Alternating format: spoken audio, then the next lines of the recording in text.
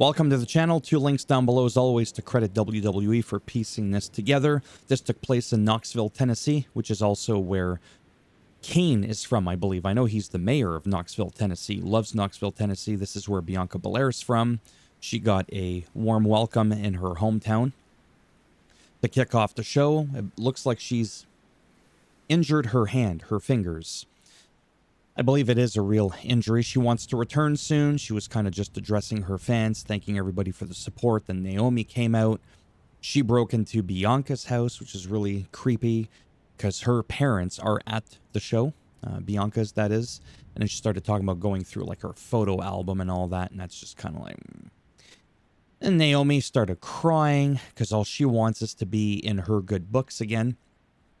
And I do feel that she does a good job of actually playing that role, because you have to understand, and I'm sure you do, but sometimes I feel like we forget when we go, so annoying, so dumb. That's sometimes what they're being told to sound and look like.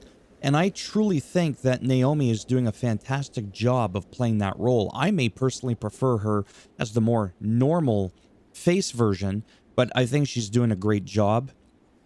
And I'm just glad that she didn't get cut. Okay? Jade Cargill then comes out, kicks Naomi in the gut. Doesn't seem too happy to be looking at Bianca. She just has that, kind of look on her face. Then Nia Jax comes out, and then that's what led into the Money in the Bank qualifier triple threat match in which Naomi won the triple threat. And I was a little bit surprised just because, no offense, not saying she doesn't deserve it. I think she's great. I just didn't think she was going to win. Between Jade Cargill and Nia Jax, I just felt like of the three, she would have been, with all due respect, the third wheel, the last one to win, but she won. So that to me was actually cool. Good match. Didn't see that coming. And so for me, it was great. This is what you get. That boot right in the ass with your own thumb broken off if you give the video a thumbs down. What else do we have going on here? Backstage again. I got to mention this because I just think, even though I don't like talking about it too much, the backstage stuff, because it's filler, it's fluff, it makes the video longer than it needs to be. Let me get to the point. Backstage, R-Truth, funny as always, with the whole JC Mateo thing, asking Solo Sikoa, is that your son? Just the way he says things, and bunch of big, husky, big bone fellas. Whatever it was he said exactly, I don't remember. It's just funny. I love it. I love it. I love it. What I hate is making quick work of R-Truth. He's not a slouch. Former champ, very capable, old dude in his 50s, and he's just rocking it. I absolutely love him wrestling, but man, oh man. Yeah. Post-match beatdown by Mateo. Jimmy Uso came out to help. I just would have wanted to see, as I always say, a little bit more from R-Truth. I get that they're pushing this dude, but you know what? He's in his 40s. He's like 42, 43. And I'm just like, don't make such quick work of R-Truth, because then it discredits him. That's just my thoughts on that. Montez Ford states that WWE has the best tag team division in the world of any promotion. I know who they're taking jabs at. Fraxium comes out. They want a shot. Motor City Machine Gun. They come out. I got something in my eye. They want a shot. DIY come out. They want a shot. They call for a moment of silence, and then the lights go out, and the Wyatt Six come out. I got to admit, this makes me happy because they've all been gone for a while, and a lot of it had to do, well, I think all of it had to do with because Bo Dallas, a.k.a. Uncle Howdy, was legitimately injured, and so they just kept everybody off TV.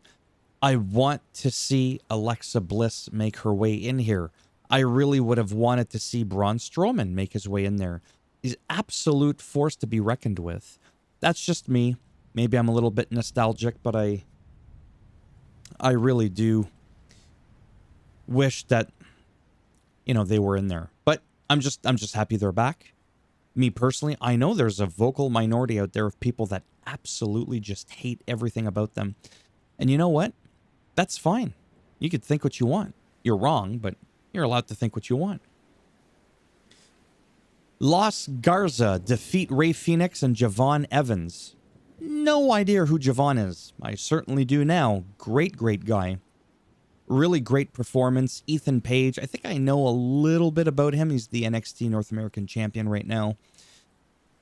This was a great match. Great match. This was good, man. I'm telling you, one day I want Los Garza to take the titles. I really feel they've earned it. Zelina Vega defeats Alba Fire. All I could think about is how it was a big mistake to let go of her former tag partner, Isla Dawn. The Unholy Union, I think was the name of their tag title. Or tag title. Their tag team. They were great.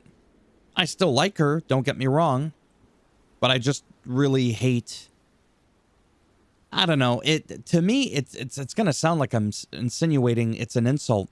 But to go from that to being a part of the Herv service... So the Secret Service, never mind the Herb. I don't even know where that Hervesis word thing came from. With Chelsea Green, that is a huge compliment. Because she's huge. She's a huge star. But I feel like the women's tag division... I'm not gonna lie. If I could be perfectly honest right now, I sometimes almost forget who the champs are. I know who they are on one brand. I know the whole like Liv and Raquel thing, but I'm just being honest. Off the top of my head, I'm like, that's it. To be honest with you, right now, I've been so overwhelmed with information, with just stuff that I've been doing like in life. I don't even know if there's a women's tag team championship on each brand. Because when I think women's tag team, all I could think about is Liv and Raquel. Liv and Raquel. Whatever. Yeah, anyways. Yeah, exactly. Damian Priest came out to a good promo about ending Drew at Saturday night's main event. Now he's looking into the future, wants a shot at Jacob Fatu for the title, praised him, didn't put him down, said nothing but respect for you. The crew you hang around with, not so much. Then he comes out, they give each other a look, like I'll see you around kind of thing, because this led into the triple threat. Again, Money in the Bank qualifier.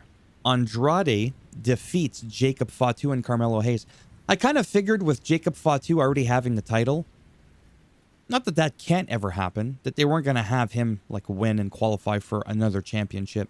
Solo cost Fatu the match because once he did the springboard backflip, what does Solo do? And then JC Mateo, they get up on the apron. Come on, do it again. It's like, what are you doing? He was counting 1, 2, 3, and you just jump up, and then JC gets mad. Like, yeah, do it again. You heard him. And I'm just like, man, what the hell is wrong with you? Something's gonna implode, I think, with this here, with Jacob Fatu. I almost said the Judgment Day. Holy shit. With Jacob Fatu and Solo's crew, whatever they are, I think there's going to be an implosion there sooner than we're going to see with Finn and Dom. But when that does happen, I feel like it's going to be huge, and maybe that'll happen at SummerSlam. SummerSlam has a lot of swerves, I find. It's mid-year, it's the summer, it's the hottest party of the summer. It's the only party of the summer. I feel like something's going to happen there. Maybe. I'm just speculating here. All right. Then Jimmy Uso came out as well. So that was nice to see him again. Cody Rhodes in-ring promo. He's back on SmackDown. He could be an announcer with the way he introduced Jey Uso, I wrote. Mark Nash kind of drives me nuts. I love the tone. I'm going to make a separate video on this, but I love the tone of his voice. I don't like Damian Priest. You think that was cringy? That's what I hear when he speaks. Not because of the tone, again, of his voice. It's how he says it, but how he introduced... I can't remember who. Was it John Cena? I can't remember. There's moments where he's really good, in my opinion. The point is, he drives me fucking nuts. Cody spoke about overcoming the defeat at Mania 41, how he drowned his sorrows in a little Tennessee drink. I forget what it was called. Then John Cena comes out right after Jey Uso comes out that Cody brought out. Cena praises Logan Paul and brings him out. Great promo from Logan Paul. He had most of the floor for that promo. Small brawl after with Cena and Logan seeming to not agree on John Cena saying, no, don't bother attacking them yet. But they still went ahead and did so. And then they got their clocks cleaned. But yeah, I can't wait to actually see this match. I could kind of see it now with the persona of John Cena, the whole, like, even though he's not the whole Doctor of Thugonomics anymore, doesn't do the rapper gimmick thing. But him and Logan Paul, I can kind of see it now. It's like, yeah, it's a very interesting dynamic. I never thought in a million years we would see that, where Logan Paul is a real, authentic WWE superstar side by side with John Cena, going up against the likes of Cody Rhodes and Jey Uso. What a wild, wild world we live in. And I totally could have seen Logan Paul dethrone, I almost said Cody Rhodes, Jey Uso, as a result of John Cena interfering. That would have caused so much chaos. Oh my God. Anyhow, there you have it. As always, a thumbs up if you enjoy the video. It does greatly help support the channel with the algorithm. You already know what's going to happen with the thumbs down. And if you want to subscribe, naturally, that would be great. But if not, thanks for stopping by anyways. Take care. Maybe I'll see some of you in the next video. Bye for now.